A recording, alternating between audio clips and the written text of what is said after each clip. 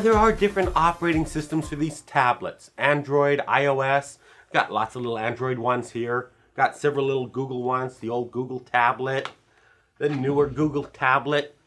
You know, probably going to be the newest one for quite a while. I've got a little Vizio one here. It's kind of cute. Don't think it's my favorite because I kind of like the more 16:9 screen. You guys have seen this one before, the little Asus keyboard comes off, but gives it lots of extra battery life. Also makes it easier to type. Now this Lenovo one isn't actually running Android or iOS. This is a little Windows one. Let's see if I can get it started up.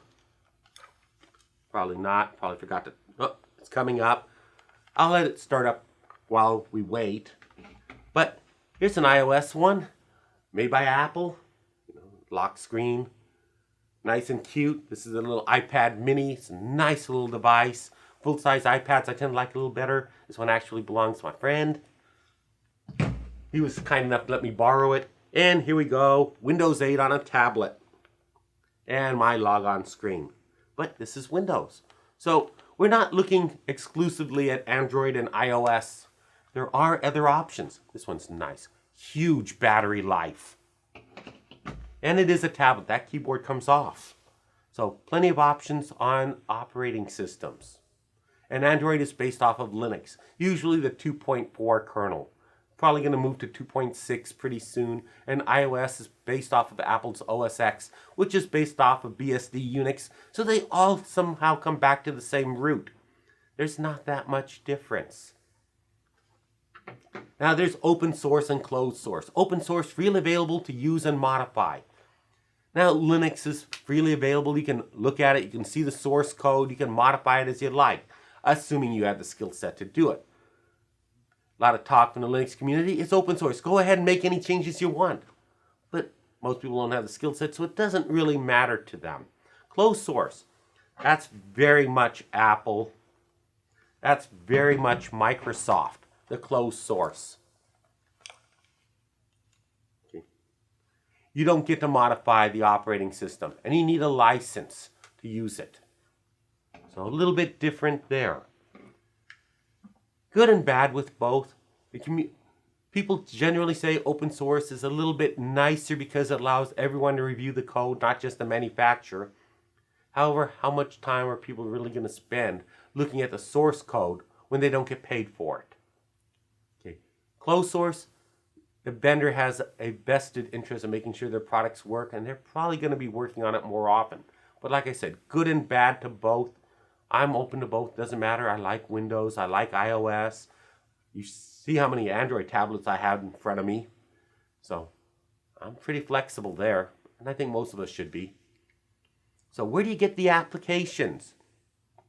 Well, in Google, it's the Google Play Store. It used to be the Google Market. They renamed it to Play. Or sometimes third-party sites, because Google does allow you to install third-party applications, but you have to allow it within the settings.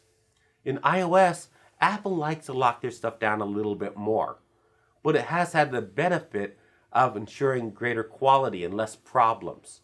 So you get it from the Apple App Store, and Apple verifies things, so things generally work better, generally, not always, and they're usually safer.